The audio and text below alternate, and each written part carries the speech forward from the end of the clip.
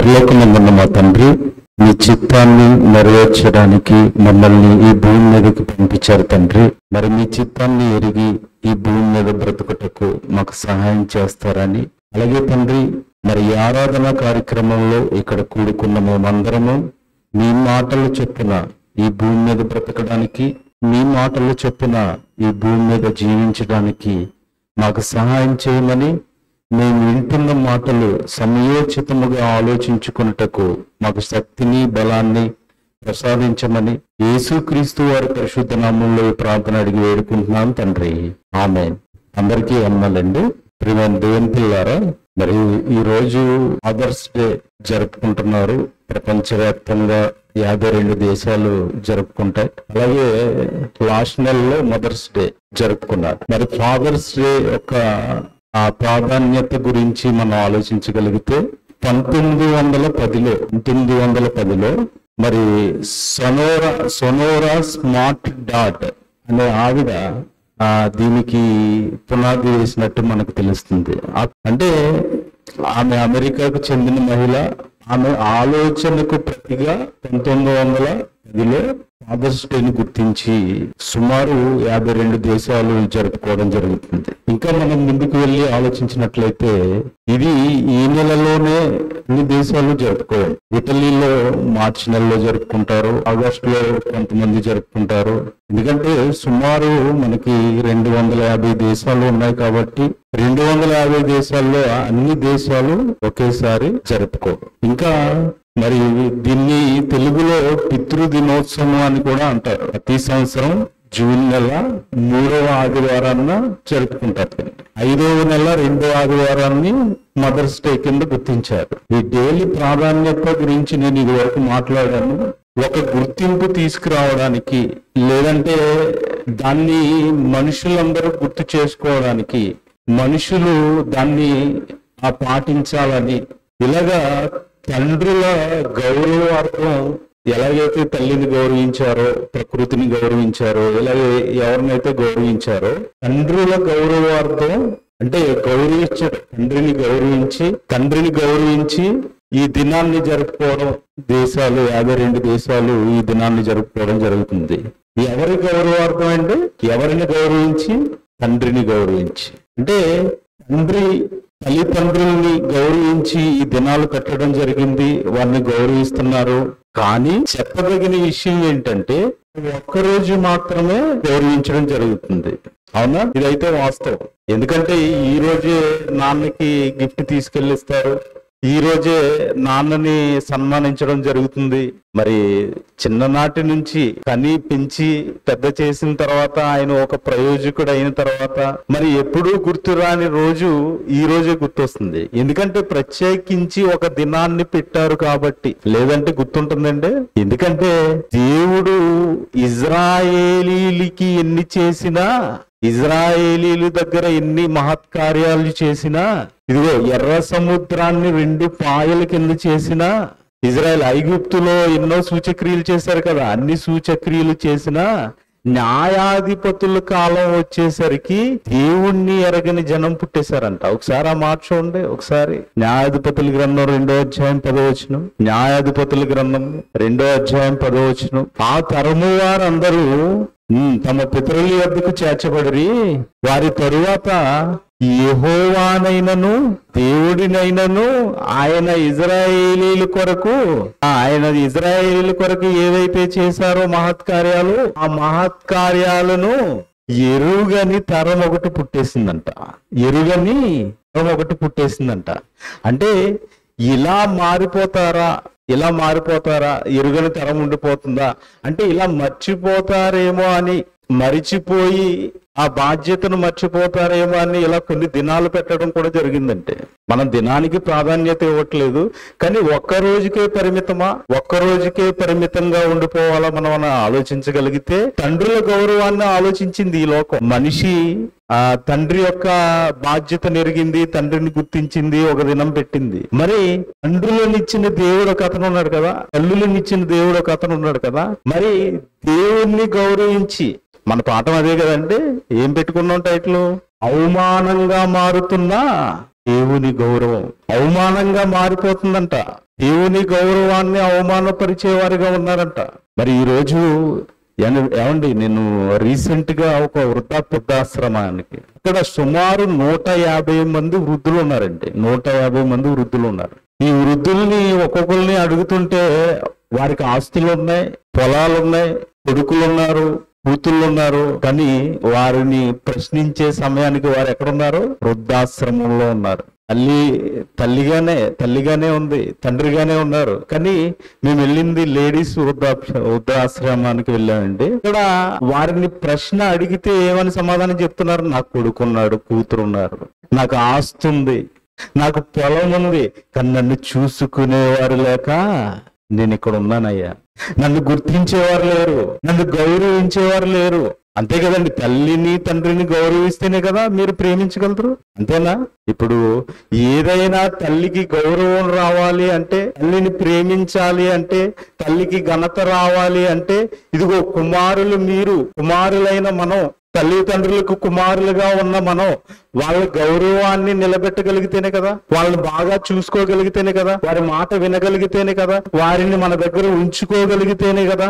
వృద్ధాశ్రమానికి వెళ్ళవలసిన పనే ఉందండి వాళ్ళకి. పిల్లలు ఉండగా, ఆస్తి ఉండగా, పిల్లలు ఉండగా. ఏమండి, చూడడానికి అంటే తల్లి తండ్రులను వాడుకుని విడిచిపెట్టేలేదా? మీకు అర్థం కావట్లేదా? తల్లి తండ్రులను ఏం చేశారు? వాడుకున్నారు కదా, పెంచారు కదా, పోషించారు కదా, ప్రయోజకులను చేశారు కదా. ఏం చేశారు? ఓకే, ఆమె మెంటల్ గా ఏమన్నా ఆరోగ్యంగా బాగోలేదేమో, మెంటల్ గా ఏమన్నా దెబ్బతిందేమో, ఆమె ఒక మానసిక పరిస్థితి ఏమైనా బాగోలేదేమో. మరి చిన్ననాటి నుంచి నిన్ను పెంచి పెద్ద చేసింది కదా, చిన్ననాటి నుంచి. మరి ఎందుకు నీవు అనాథాశ్రమంలో లేదంటే వృద్ధాశ్రమంలో ఎందుకు విడిచిపెడుతున్నావు? అంటే నిన్ను పెంచి పోషించినందుకు తల్లిని గౌరవించలేదు కాబట్టి అక్కడ విడిచిపెట్టావు. తల్లికి దక్కవలసిన గౌరవం గాని, తండ్రికి దక్కవలసిన గౌరవం గాని ఈ రోజుల్లో దక్కట్లేదంటే, ఈ రోజుల్లో దక్కట్లేదు. మరి ఇలాగా మనల్ని కన్న తండ్రి ఉన్నాడు కదా, మనందరినీ కన్న తండ్రి ఉన్నాడు కదా, ఎవరైనా? దేవుడు. మరి దేవుని గౌరవం గురించి దేవుని పిల్లలు ఏమైనా ఆలోచించగలుగుతున్నారా? ఓకే, లోకంలో ఇది జరుగుతుంది, ఇది కూడా ఫెయిల్ అయిపోయిందంటే లోకంలో తల్లిదండ్రుల బాధ్యత కూడా ఫెయిల్ అయిపోతుంది. ఎందుకంటే ఈరోజు వృద్ధాశ్రమాలు, అనాథాశ్రమాలు పెరుగుతున్నాయంటే కారణం ఏంటి? చూడట్లేదనే కదండి. అలాగే మరి దేవునిలోకి వచ్చేసరికి మన కన్న తండ్రి గురించి ఎవరైనా ఆలోచిస్తున్నారా? ఆయన గౌరవాన్ని నేను నిలబెట్టేవాడిగా ఉన్నాను, ఆయన గౌరవాన్ని నేను కాపాడేవాడిగా ఉన్నాను, ఆయన గౌరవాన్ని నేను ఎలాగైనా సరే నిలబెట్టాలి అనే వారిగా మనం ఎక్కడైనా అలా ఆలోచించే వారిని ఎక్కడైనా చూస్తున్నావా?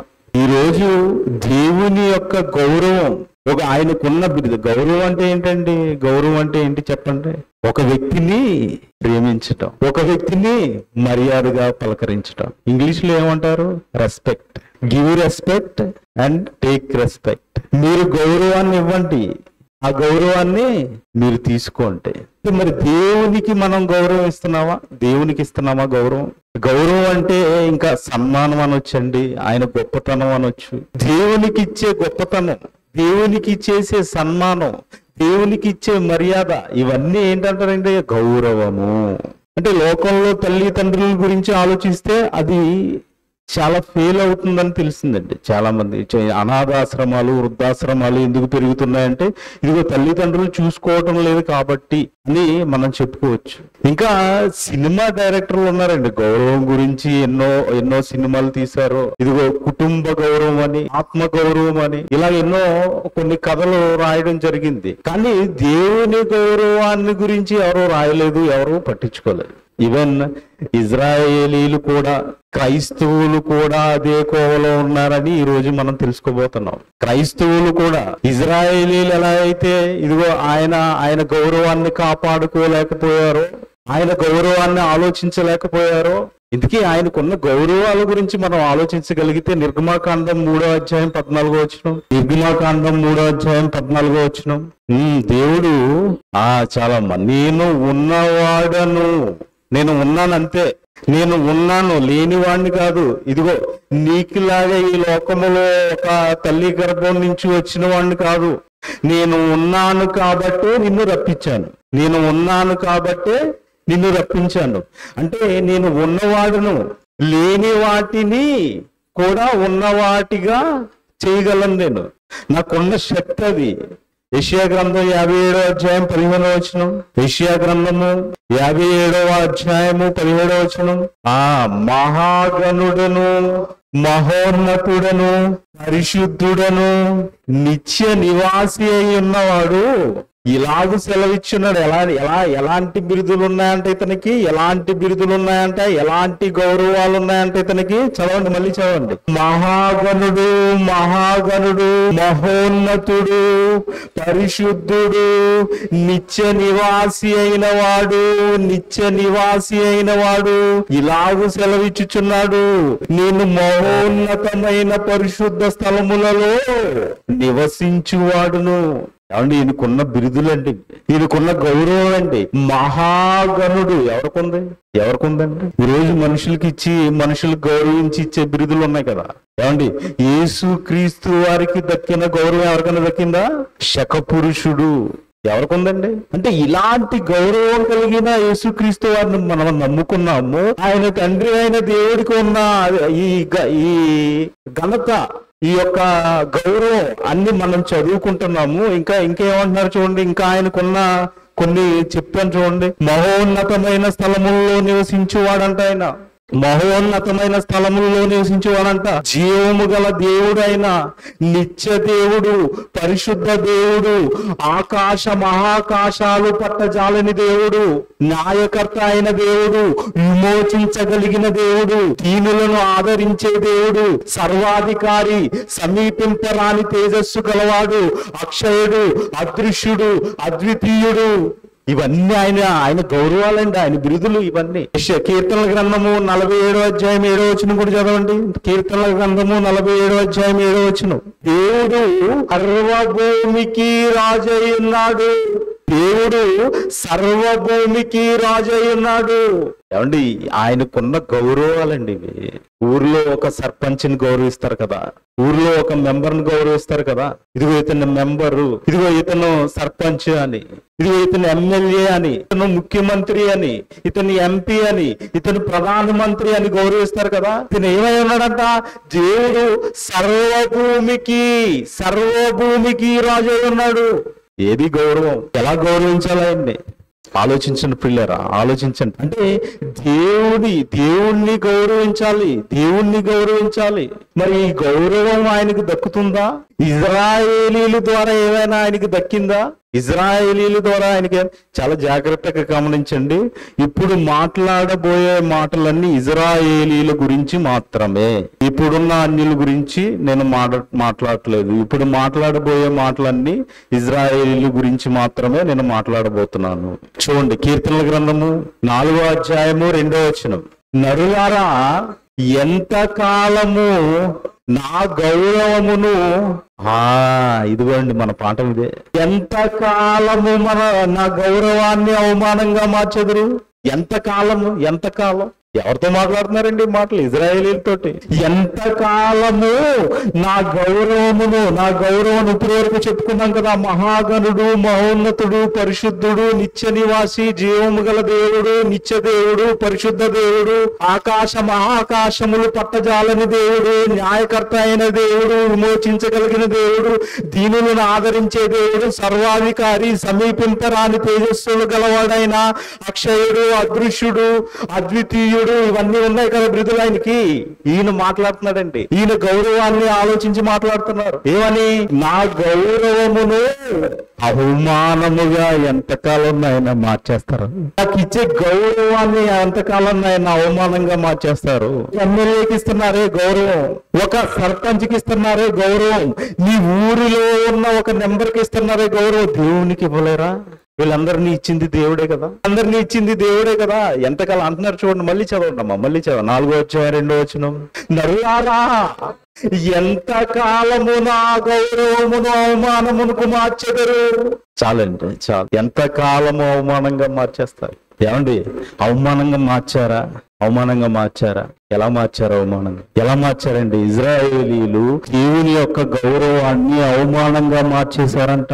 అదే బాధపడుతున్నాడండి ఆయన, ప్రశ్నిస్తున్నాడు. చూడండి, ఆమోసు గ్రంథం 5వ అధ్యాయము 7వ వచనం. ఆమోసు గ్రంథం 5వ అధ్యాయం 7వ వచనం. న్యాయమును అన్యాయమునకు మార్చి నీతిని నేలను పడవేవారులారా. ఏమన్నాడండి? ఎలా చేశారంట వీళ్ళు? చాలండి, ఏం చేశారంట? న్యాయమును అన్యాయమునకు మార్చి నీతిని నేలను పడేశారంట. నీతిని ఏం చేశారంటే అండి? నేలను పడేశారంట. ఏమండి, ఈరోజు చూసారా నీతిని నేలను పడేసినట్టు ఎక్కడైనా కనిపిస్తుందా మనకి? ఏంటి నీతి? దేవుని మాటలు, బైబిల్. అవునా కదండి? ఈ దేవుని మాటలు నేలను పడేయట్లేదా? నేలను పడేయట్లేదా? కాల్ చేయట్లేదా? ఏమండి, ఇదిగో ఈ దేవుని మాటలు హృదయంలో భద్రపరుచుకోవాల్సిన మనం వీటిని చదవకపోతే ఏమైనట్టండి?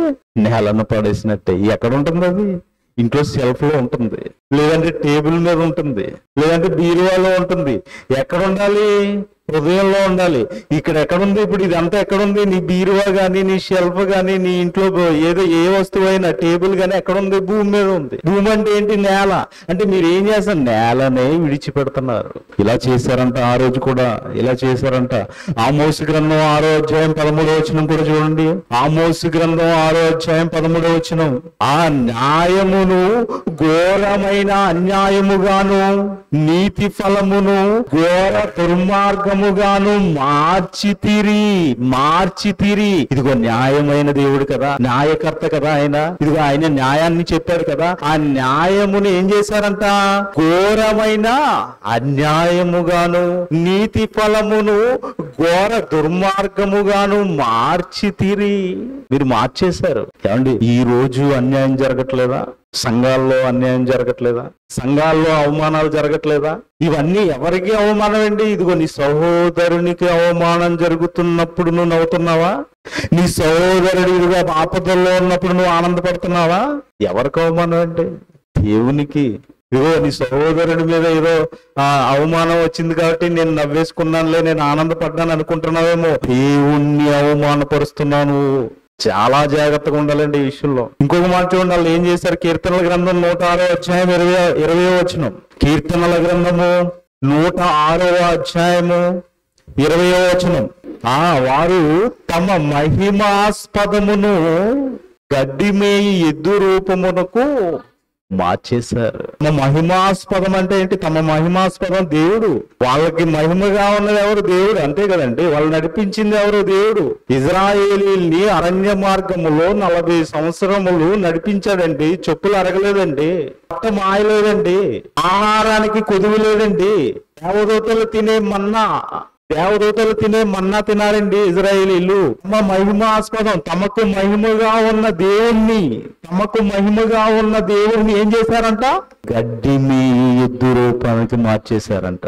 అండి, దీన్ని ఎద్దు రూపానికి మార్చేసి ఏం చేశారంటే వీళ్ళు హాట్లకి పూజించారంట. ఏంటండి, దేవునికి ఉన్న అధికారాలు చూసుకున్నాం కదా, దేవునికి ఉన్న గౌరవం చూసుకున్నాం కదా, దేవుడికి ఉన్న ఘనత చూసుకున్నాం కదా. మనం మహాగణుడైన, మహోన్నతుడైన, పరిశుద్ధుడైన ఆయన మహిమని, ఆయన గౌరవాన్ని ఎలా మార్చేశారంట? ఇదిగో గడ్డిని ఎద్దు రూపానికి మార్చేశారంట. ఏమండి, మరి ఈ రోజు మన పరిస్థితి ఎలా ఉంది? మనం ఎలా ఉన్నాం? మనము ఇజ్రాయేలీలాగే ఉన్నామా? ఇదిగో మన తర్వాత వచ్చే తరం, మన తర్వాత వచ్చే పిల్లలు, మన తర్వాత నెక్స్ట్ జనరేషన్ వాళ్ళకి ఏమైనా చెప్తున్నామా? ఇదిగో యేసుక్రీస్తు వారు మన కోసం ప్రాణం పెట్టారు, యేసుక్రీస్తు వారు మన కోసం తిరిగి 3వ దినాల్లో లేచారు. ఇవన్నీ ఏమన్నా మనం చెప్పగలుగుతున్నావా? సువార్త భారం వాళ్ళకి ఏమన్నా నేర్పగలుగుతున్నావా? లేదా? ఇదిగో న్యాయాధిపతులు 2వ అధ్యాయం 10వ వచనం చదువుకున్నాం కదా, దేవుణ్ణి కార్యములు ఎరగని తరం పుట్టేసిందని. అలాంటి తరం ఏమన్నా రాబోతుందా? ఆలోచించండి ప్రియులారా. ఎందుకు ఈ మాటలు గుర్తు చేస్తున్నానంటే, దేవుణ్ణి గౌరవాన్ని నిలబెట్టేవారిగా మనం ఉండాలి. ఆయన గౌరవాన్ని కాపాడగలగాలండి. అంతే కదండి. ఒక కుటుంబ వ్యవస్థను చూసుకుంటే, ఇదిగో నా కుటుంబ గౌరవాన్ని మంటపాలు చేసింది నా కూతురు, నా కుటుంబ గౌరవాన్ని ఇదిగో నేలపాలు చేసింది నా కొడుకు అని ఒక తండ్రి బాధపడతాడు కదా. నా కుమారుడు ఇదిగో నా గౌరవం మొత్తం తీసేశాడు అని బాధపడతాడు. దేవుణ్ణి అలా బాధ పెట్టేవారుగా మనం ఉండకూడదంటే, దేవుణ్ణి అలా బాధ పెట్టేవారుగా మనం అస్సలు ఉండకూడదు. మరి ఎలా ఎలా ఎలా బాధ పెడుతున్నావా మనం? ఇప్పుడు ఏమైనా జరుగుతుందా అలాగా? దేవుని గౌరవాన్ని ఇజ్రాయేలీలు ఎలా అవమానంగా మార్చారు, ఎవరు అవమానంగా మార్చారు చూసుకున్నాం కదండి. ఇంకా ఎలా మార్చారో చూద్దాం, కొన్ని వచనాలు చూద్దాం. రోమపత్రిక 1వ అధ్యాయము, రోమపత్రిక 1వ అధ్యాయము 21 నుంచి 23 వరకు చదవండి. మరియు వారు దేవునిని ఎరిగియు ఆయనను దేవునిగా మహిమపరచలేదు, కృతజ్ఞతాస్తుతులు కూడా చెల్లించలేదంటండి. కృతజ్ఞతాస్తుతులు కూడా చెల్లించలేదు, కానీ తమ వాదముల యందు వ్యర్థులైపోయారు. తమ వాదముల యందు వ్యర్థులైరి వారి అవివేక హృదయము అంధకారమాయను, తాము జ్ఞానులమని చెప్పుకొనుచు బుద్ధిహీనులైరి వారు అక్షయుడకు దేవుని మహిమను క్షయమగు మనుషుల యొక్కయు చతుష్పాద జంతువుల యొక్కయు పురుగుల యొక్కయు ప్రతిమా స్వరూపముగా మార్చిరి. దేవుని మహిమను ఏం చేశారంటే అండి, పక్షులు, జంతువులు, పురుగులు వీటి ప్రతిమా స్వరూపంగా మార్చేశారంటే. దేవుని గురించి ఎంత గొప్పగా మనం చదువుకున్నామంటే, మహోన్నతుడు, మహాగణుడు, పరిశుద్ధుడు ఇన్ని మాటలు మాట్లాడు ఎలా మార్చేవారంట. ఆయన సృజించిన సృష్టిలో ఉన్నాయి కదా పురుగులు ఉందండి, మాట ఉందా చూడండి, చివరిలో ఉంటది 23వ వచనం చివరిలో చదవండి. వారు అక్షయుడకు దేవుని మహిమను క్షయమగు మనుషుల యొక్కయు పక్షుల యొక్కయు చతుష్పాద జంతువుల యొక్కయు పురుగుల యొక్కయు ప్రతిమా స్వరూపంగా మార్చేశారంట. అందుకనే అంటున్నాడు ఆయన, ఏమన్నాడు, నా గౌరవమును అవమానంగా మార్చెదరు అన్నాడు కదా. ఏమంటే పురుగుల యొక్క ప్రతిమా స్వరూపంగా మార్చేస్తారా? ఏమంటే చెప్పాడా? ఏమండి ఏ ప్రతిమను మీరు చేసుకోకూడదు నాయన నిర్గమాకాండంలో ఇచ్చారు, ద్వితీయోపదేశకాండంలో చెప్పారా చెప్పలేదండి. వాళ్ళ వచనాలు కూడా ఒకసారి చూద్దాం. ద్వితీయోపదేశకాండం 4వ అధ్యాయం, ద్వితీయోపదేశకాండం 4వ అధ్యాయం 16 నుంచి 19 వచనాలండి. 16 నుంచి 19 వచనాలు. కావున మీరు చెడిపోయి భూమి మీదనున్న ఏ జంతువు ప్రతిమనైనను, ఆకాశమందు ఎగురు రెక్కలు గల ఏ పక్షి ప్రతిమనైనను, నేల మీద ప్రాకు ఏ పురుగు ప్రతిమనైనను, భూమి క్రింద నీళ్ల యందలి ఏ చేప ప్రతిమనైనను, ఆడ ప్రతిమను గాని మగ ప్రతిమను గాని ఏ స్వరూపమును కలిగిన విగ్రహమును మీ కొరకు చేసుకొనకుండునట్లును ఆకాశము వైపు కన్నులెత్తి సూర్య చంద్ర నక్షత్రములైన ఆకాశ సైన్యమును చూచి మరులు కొల్పబడి నీ దేవుడైన యెహోవా సర్వాకాశము క్రిందనున్న సమస్త ప్రజల కొరకు పంచి పెట్టిన వాటికి నమస్కరించి వాటిని పూజింపకుండునట్లును మీరు బహుజాగ్రత్త పడుడి. ఎప్పుడు చెప్పారండి ఇది? ద్వితీయోపదేశకాండం అరణ్య ప్రయాణంలో చెప్పారా? ఏ రూపమును చాలా చక్కగా మాట్లాడారండి మోషే గారి ద్వారా. ప్రతిది పిన్ టు పిన్. ఇగో మీరు ఏమన్నా పురుగుని ఏమైనా చేసేసుకుంటారేమో వద్దున ఆయన ఇజ్రాయేలీలకి ఇదిగో ఇవన్నీ ముందే చెప్పారు. ఇంకా ముందు చెప్పారు. నిర్గమాకాండంలో కూడా చెప్పారు. చూడండి, నిర్గమాకాండం 20వ అధ్యాయము, నిర్గమాకాండం 20వ అధ్యాయము 4వ వచనం. నిర్గమాకాండం 20వ అధ్యాయము 4. ఆ పైన ఆకాశం అందే గాని, క్రింద భూమి అందే గాని, భూమి క్రింద నీళ్ల ఎందే గాని ఇందు దేని రూపమునైనను విగ్రహమునైనను నీవు చేసుకొనకూడదు నాయన. నువ్వు చేసుకో. వాటికి సాగలి పడకూడదు, వాటిని పూజింపకూడదు. ఇవన్నీ ఎవరికండి? ఇజ్రాయేలీలకి ఇచ్చిన ఆజ్ఞలు. మరి వీటిని మీరారు. దేవుని గౌరవాన్ని అవమానంగా మార్చారు. మరి ఈ రోజు మన పరిస్థితి ఏంటంటే, మనం ఏం చేయట్లేదు కదా. అలాగా మనం ఏమైనా దూరం చేసుకున్నావా? లేదు కదా. వాళ్ళకిలాగే ఏమైనా మనం దూరం చేసుకుని ఏమైనా పూజించట్లేదు. అవునా కదా. వారు ఉన్న పరిస్థితుల్లో మనం లేము, వారు ఉన్న కాలంలో మనం లేము. కాలం మారిపోయింది. ఈ కాలం దేనికి వచ్చింది? క్రీస్తు కాలానికి వచ్చేసాం. మనం అంత్యకాలంలో ఉన్నాం. మరి ఈ అంత్యకాలంలో మనం ఎలా ఉండాలి? మనకు కూడా పౌలు గారు మాట్లాడుతూ ఏమంటారంటే, కొరింథీయులకు రాసిన మొదటి పత్రిక 10వ అధ్యాయం 14వ వచనం. కొరింథీయులకు రాసిన మొదటి పత్రిక 10వ అధ్యాయము 14వ వచనం. కాబట్టి నా ప్రియులారా, విగ్రహారాధనకు దూరముగా పారిపోండి, దూరముగా పారిపోండి, దూరంగా పారిపోండి. దేనికి అలా అని దీన్ని మీరు ఏదన్నా అపార్థం చేసుకుంటారేమో. ఇజ్రాయేలీల గురించి మాట్లాడుకున్నాం ఇప్పటి వరకు, మన ఎవరి గురించి మాట్లాడలేదు. చాలా జాగ్రత్తగా గమనించాలండి. ఇప్పుడు మన గురించి మాట్లాడుకుంటున్నాం, మన గురించి క్రైస్తవుల గురించి మాట్లాడుకుంటున్నాం. ఇంకా ఇక్కడ విగ్రహారాధనకు దూరముగా పారిపోవడం రాశారు కదా, అదే కొరింథీ పత్రిక 5వ అధ్యాయము 11వ వచనం చూడండి. అదే కొరింథీ పత్రిక 5వ అధ్యాయము 11వ వచనం. ఇప్పుడైతే సహోదరులు ఎవరు? క్రైస్తవులుగా ఉన్నాం కదా, సంఘంలో ఉన్నాం కదా, సహోదరులు అనబడిన వాడెవడైనను జారుడు గాని, లోబి గాని, విగ్రహారాధకుడు గాని, తిట్టుబోతు గాని, త్రాగుబోతు గాని, దోచుకొనివాడు గాని అయి ఉన్న ఎడల వానితో సాంగత్యము చేయకూడదు, భుజింపకూడదని నీకు వ్రాయిచున్నాను.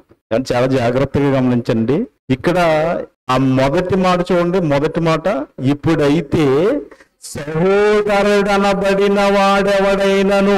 ఈ మాట మీరు తీసుకోవాలి. సహోదరుడనబడిన వాడెవడైనను. ఎవరి గురించి మాట్లాడతలేదు మనం. మీరు నేను సహోదరులు, మీరు నేను సహోదరులు అంటే ఎవరి గురించి చెప్పుకుంటున్నాం? ఇక్కడ మనమే చెప్పుకుంటున్నాం. మనలో సహోదరుడు అనబడిన వాడెవడైనను ఎలా ఉండాలంట? జారుడుగాను, లోబి గాని, విగ్రహారాధకుడు గాని, తిట్టుబోతు గాని, త్రాగుబోతు గాని, దోచుకునివాడు గాని అయి ఉన్న ఎడల అట్టి వానితో మీరేం చేయకూడదంట? సాంగత్యమే చేయకూడదంట. మనం ఏం చేస్తాం? అన్ని చేస్తాం, అవునా కదండి? అన్ని చేస్తాం. ఇప్పుడు ఆరాధన 10 గంటలకి అయిపోతుంది. ఫస్ట్ షో 11 గంటలకి 8 గంటలకు స్టార్ట్ అవుతుంది. అరే బాబు ఎక్కడున్నా అని ఫోన్ చేస్తారు వీళ్ళకి, కుర్రోళ్ళకి. మరి టికెట్లు తీసేసాను వస్తా అంటే, ఉండరా బాబు చర్చిలో ఉన్నాను నేను, మా అమ్మ ఉంది, ఏదో చెప్పి నేను వచ్చేస్తానంటారు. అండ్ ఇలా జరుగుతుందా? జరగట్లేదా?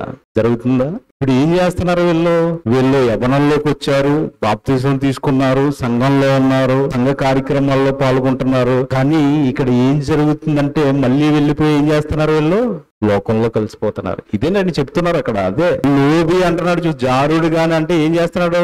ఈ లోక స్నేహం దేవునికి వైరం, వ్యభిచారం అంటారు. అంటే మళ్ళీ లోకంలో కలిసిపోతున్నారు. ఇంకా ఏమంటున్నారు చూడండి, లోబి అంటున్నారండి. లోబిలు లేరా మన దాంట్లో? నాకే కావాలి, నేనే ఉండాలి, నేనే తినాలి. ఇదేనండి లోభత్వం అంటే ఇదే. ఇంకా ఉన్నాయి వాటి గురించి మనకి ఇప్పుడు మాట్లాడుకునే టైం కాదు. కానీ ఇంకా విగ్రహారాధకుడు, ఈ మాట స్పెసిఫై చేస్తున్నాం కదా ఈ రోజు మెసేజ్ లో. విగ్రహారాధకుడు అనగానే ఎవరో వచ్చి మళ్ళీ దీన్ని తీసుకుని మీ ఇష్టం వచ్చినట్టు మాట్లాడుకోవడం కాదు. ఈ విగ్రహారాధకుడు ఎవరో చెప్తారండి. ఇప్పుడు ఈ విగ్రహారాధకుడు ఎవరో ఇప్పుడు ఈ రోజు మాట్లాడుకుంటాం. ఇంకేమంటున్నారండి? ఇంకా తిండిబోతు అంట. తిండిబోతు గాని అంటే తిండికి ప్రిఫరెన్స్ ఇచ్చేవారు లేరా? ఉన్నారా లేరా? ఇప్పుడు ఈ రోజు పలానా దిక్కున బిర్యానీ పెడతారంటే ఆరాధన కూడా మానేసే వాళ్ళు ఉన్నారండి. ఇది వాస్తవం. అరే అక్కడికి వెళ్తే ఏముంటది రా? బైబిల్లో 2 మాటలు చెప్తారు, 4 ముక్కలు ఏదో చెప్తారు. అక్కడికి వెళ్తే చికెన్, మటన్, ఫ్రాన్స్, ఇంకా వేరే ఐస్ క్రీమ్, ఇంకా అన్ని ఉంటాయి. అన్ని తిని హ్యాపీగా వచ్చి ఇంటికి వచ్చి పడుకోవచ్చు. ఇలాంటి వారు కూడా ఉంటారండి. తిండిబోతు గాని, త్రాగుబోతు గాని. ఈ రోజు తాగకుండా చాలా మంది లేరండి. ప్రతి ఆదివారం సిట్టింగ్ అనే పేరుతో ఈ రోజు ఎంతమంది క్రైస్తవులు బారుల్లో గాని ఇంట్లో గాని తాగుతున్నారు? మీ ఆత్మను ఒకసారి పరిశీలించుకోండి.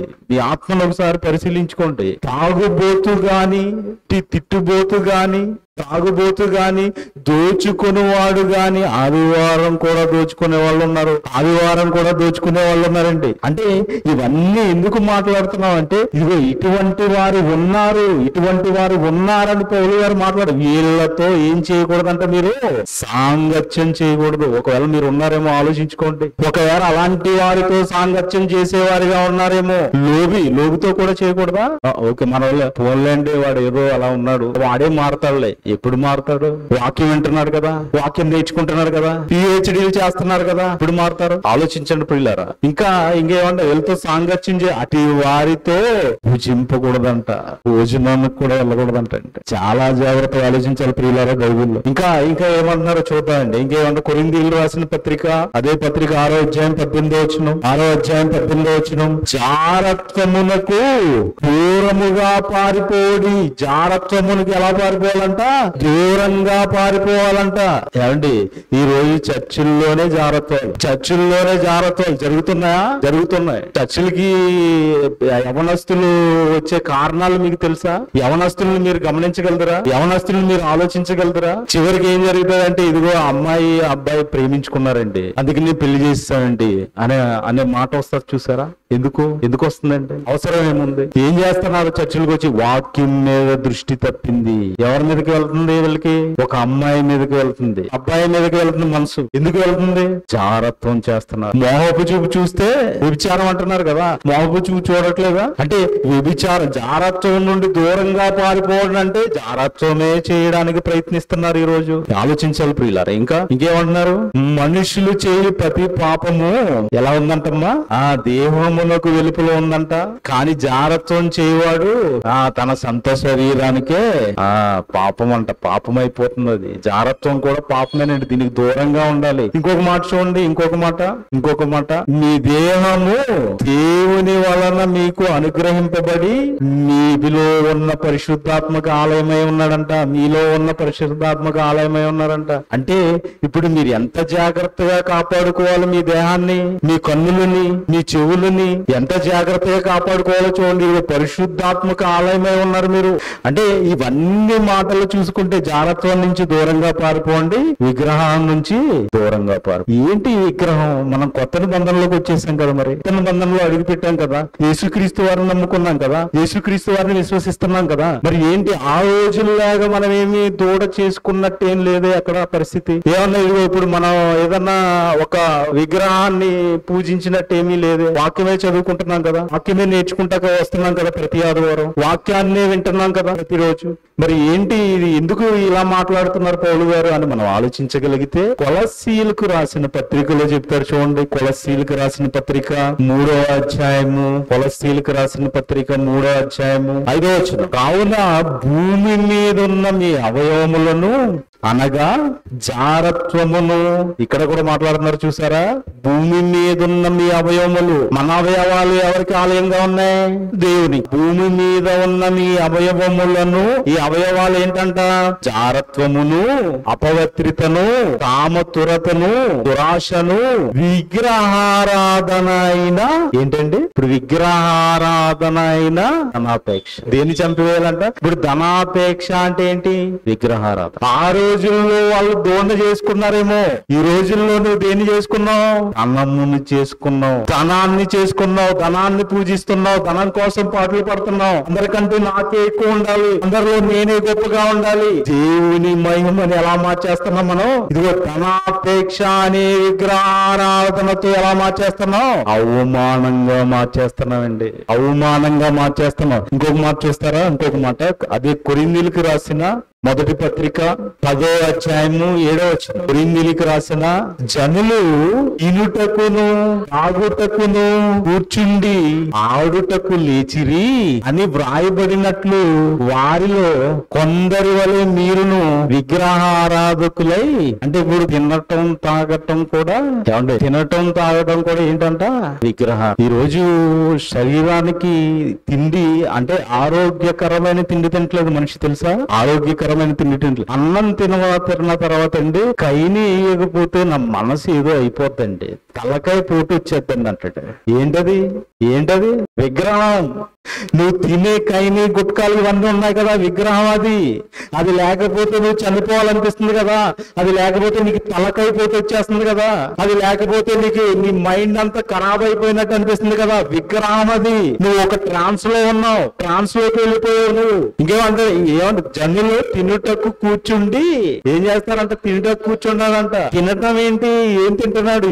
Food preference. వాడి కడుపే దేవుడు అయిపోయాడు. అయిపోయాడంట. అంటారు కదండి, ఏంటి నీ తిండి మీద ధ్యాస ఏంటి, తిండికి ఎక్కువ ప్రిఫరెన్స్ ఇస్తున్నావు కదా. ఇక ఈ రోజు ఆదివారం ఆరాధన అని చెప్పుకున్నామండి, పెళ్లి ఫంక్షన్ ఏదో ఉంటది అదే రోజు. ఆరాధనకి వెళ్తే ఏముంటదో, ఏదో చిన్న రొట్టు ముక్క ఇస్తారు, ద్రాక్షరసం ఇస్తారు అంటే. అక్కడికి వెళ్తే ఎంతెంత బిర్యానీ ముక్కలు, ఇంకా స్వీటు, హాటు, ఇంకా ఐస్ క్రీము, కిల్లి, ఇవన్నీ వస్తాయి. పరవాన్నాలు పెడతారు, భోజనాలు బాగా పెడతారు. శుభ్రంగా తినేసి ఇక్కడ డాన్స్ బేబీ డాన్సులు వేస్తారు, చూస్తా ఎంజాయ్ చేయొచ్చు. ఇదే కదండి అది జరుగుతుంది. ఇప్పుడు చదువుకున్నది ఏంటి, మనం జనులు తినుటకు కూర్చుండి ఆడుటకు లేచిరంట, ఆడటానికి లేచారంట. ఆట అంటున్నారు చూస్తా. ఆట ఏంటి ఇప్పుడు? ఆట ఏంటండి? విగ్రహారాధన. చాలా జాగ్రత్తగా చదువుకోవాలండి బైబిల్. ఏదో అలా పైన చదువుకోకూడదు, చాలా జాగ్రత్తగా వెళ్ళాలి లోతుల్లోకి. ఇదిగో ఆట. ఈ రోజు ఏమంటారంటే టైం పాస్ అవ్వట్లేదండి, టైం పాస్ అవ్వట్లేదు. ఏంటది? సీతారాముడా ఏదో ఆట అంటారు, ఏంటది? ఇంట్లో కూర్చుని అష్టాచెమ్మ, లూడో. ఇప్పుడు ఫోన్ లో వచ్చేసినాయి కదండి లూడో. Time pass అవ్వట్లేదండి. ఏంటిది టైం పాస్? ఆట. ఏం చేస్తున్నాం మనం? విగ్రహారాధన. లేదండి, ఇది విగ్రహారాధన అంటే ఏదో ఇదిగో మన హిందూ సహోదరులు చేసేదే అని అనుకుంటున్నారు, కానీ మనం చేస్తున్న ఆరాధనలు ఇవి. అంటే వాళ్ళు అపార్థం చేసుకోవడానికి కూడా కారణం ఎవరు? మనమే. వాళ్ళని కించపరిచి మాట్లాడుతున్నది కూడా ఎవరు? మనమే. అది కాదు, మనము బుద్ధి తెచ్చుకోవాలి ఫస్ట్. యుగాంతం మందున్న మనకు బుద్ధి కలగడానికి రాయించారు కదా బైబిల్. యుగాంతం మందున్న మనకు బుద్ధి రావాలి. ఏంటి విగ్రహారాధన? సీక్వెన్స్ ఆడదామా? ఖాళీగా ఉన్నాం కదా. క్రైస్తవులు మాట్లాడండి. వస్తాడు సాయంత్రం, చికెన్ తెస్తాడు భార్యకి. చర్చి నుంచి వెళ్తారు ఇంటికి, చికెన్ తెస్తాడు, ఉండు సగం ఫ్రై చేయ అంటాడు, సగం కూర ఉండు అంటాడు. ఎందుకంటే స్టఫ్ కి మందు బాటలు పెట్టుకుంటారు. మరి ఖాళీగా కూర్చున్నారు కదా, ఉత్తినే తాగలేరు కదా. టీవీ ఉంటది ఎదురుగుండా, అదొక విగ్రహం. ఎదురుగుండా వీళ్ళందరూ వస్తారు, సైన్యం కూర్చుంటారు, 10 మంది 20 మంది. ఇవన్నీ నేను కళ్ళారా చూచినియే చెప్తున్నానండి, అబద్ధం ఆడట్లేదు. నేను కళ్ళారా చూచిని చెప్తున్నాను. నేను కూర్చుంటారు. ఏం చేద్దాంరా? అరే కార్డ్స్ ఉంటాయి చూడు బీరువాలో, తీసుకురా అంటాడు. సీక్వెన్స్ ఏ ఉంటాయండి వాటి పేర్లు నాకు పూర్తిగా తెలియదు. పేకాట ఆడతారంటే తెలుసా ఈ విషయం మీకు? ఏంటది? విగ్రహం. విగ్రహం ఏంటది అంటే ఇదిగో జనులు తినుటకు కూర్చుండి ఆడుటకు లేచిరి వారిలో కొందరు. మీరు విగ్రహారాధకులై ఉండకండి, విగ్రహారాధకులై ఉండకండి. ఇదిగో టైం పాస్ చేయకండి, టైం పాస్ చేయొద్దు. రెండు విగ్రహం. ఎవరినో ఎందుకు అనుకుంటారండి, వాళ్ళు మన దేశంలో ఉన్న సహోదరులే కదా. వాళ్ళని కించపరిచినట్టు మాట్లాడద్దు. మీరు చేసే క్రియలు ఆలోచించుకోండి. ఇది ఆ రోజు ఇజ్రాయేలీలు వచ్చి దోణ చేసుకున్నారు. ఈ రోజు నువ్వు ఆట తిండని విగ్రహాలకు పూజిస్తున్నావు, ధనాపేక్షని విగ్రహారాధన చేస్తున్నావు. ఇవన్నీ విగ్రహారాధన అండి. దేవుడు చెప్పిన కోణంలో ఆలోచించాలి. వేరే కోణంలోకి వెళ్ళి మనం వాళ్ళు ఏదో ఇష్టం వచ్చినట్టు మాట్లాడుకోకూడదు. బైబిల్లో అర్థం చేసుకోవాలి. మన ఇష్టం వచ్చినట్టు మాట్లాడకూడదు. ఇలాగా ఈ రోజు మన పరిస్థితిని ఆలోచించగలిగితే ఇవన్నీ చాలా చెప్పుకోవాలంటే మధ్యాహ్నం సాయంత్రం రేపటి వరకు కూడా చెప్పుకోవచ్చు. ఈ విగ్రహాల గురించి, ఈ క్రైస్తవులు చేసే ఇవన్నీ గురించి మాట్లాడుకోవాలంటే. అంటే అలా ఉండకూడదు, అంటే ఉండకూడదు. అలాంటి వారిగా మనం ఉండకూడదు. మరి ఎలా ఉండాలి? ఒకవేళ నువ్వు ఆ కోవలోకి వెళ్ళినప్పుడు కూడా నువ్వు ఎవరిని విశ్వసించావు? యేసుక్రీస్తు వారిని విశ్వసించావు. ఇదిగో మహాగణుడు, మహోన్నతుడు, పరిశుద్ధుడు, ఇదిగో ఉన్నతమైన వాడు ఉన్నవాడు ఆ దేవుడిని నువ్వు నమ్ముకున్నావు. అలా నమ్ముకున్నప్పుడు ఒకవేళ నీకు అలాంటి పరిస్థితి ఏదైనా వస్తే నువ్వు మొహమాటం గలవాడిలా ఉండకూడదు, మౌమాటంగా ఉండకూడదు. ఒకసారి చూడండి యాకోబు పత్రిక 2వ అధ్యాయము, 1వ వచనం. నా సహోదరులారా, మహిమా స్వరూపియగు మన ప్రభు అయిన యేసుక్రీస్తును గూర్చిన విశ్వాస విషయములో మొఖమాటం గలవారే, మౌమాటము గలవారే ఉండకండి. పోన్లే ఒకసారికి ఏమవుతుంది? అరే బాబు చర్చికి వెళ్ళాలే, నువ్వే భక్తుడు, నువ్వే బైబిల్ పట్టుకుని వెళ్ళావు, పర్లేదు ఒకసారి తాగొచ్చు అంటాడు. అక్కడ ఏం చేస్తాడు? మొహమాటానికి. ఎవరిని విశ్వసించావండి మనం? మొహమాటానికి తాగేస్తావా? మొహమాటానికి లోపడిపోతావా? మొహమాటానికి నువ్వు లోకంలో కలిసిపోతావా? అలా కలిసేవారుగా ఉండకూడదండి. ఏమన్నారు?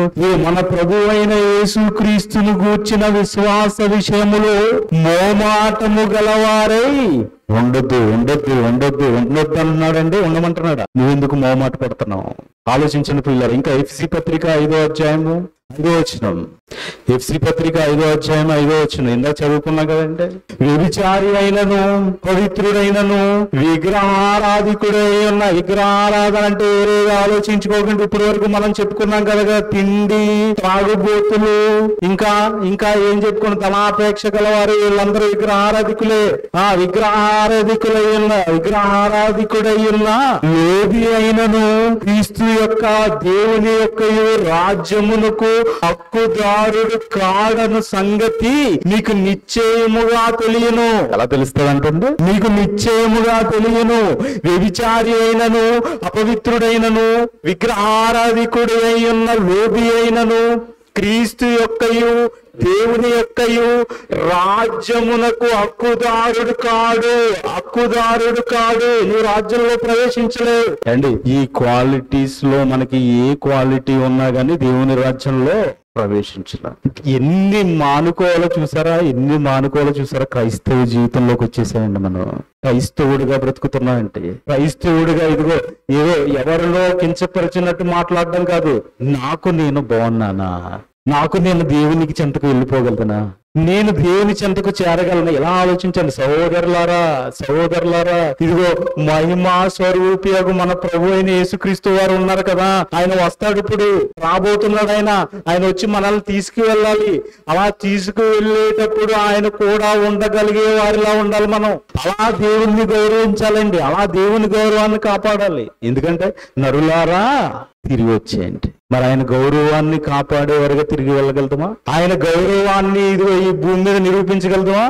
ఆయన గౌరవాన్ని కాపాడగలుగుతున్నావా? అంటే నరులారా తిరిగి రండి అంటే నరులుగా మనం ఎలా వెళ్ళిపోవాలి? ఏం చేస్తున్నారంట? కీర్తనలో మాట్లాడుతున్నారు కదా, నరులు ఏం చేస్తున్నారంట? ఒకసారి ఆ మాట చూసి ముగించుకుందామండి. కీర్తనల గ్రంథం 4వ అధ్యాయం 2వ వచనం, నరులారా ఎంత కాలము నా గౌరవమును అవమానముగా మార్చెదరు, ఎంత కాలము వ్యర్థమైన దానిని ప్రేమించెదరు, ఎంత కాలము అబద్ధమైన వాటిని వెతకెదరు.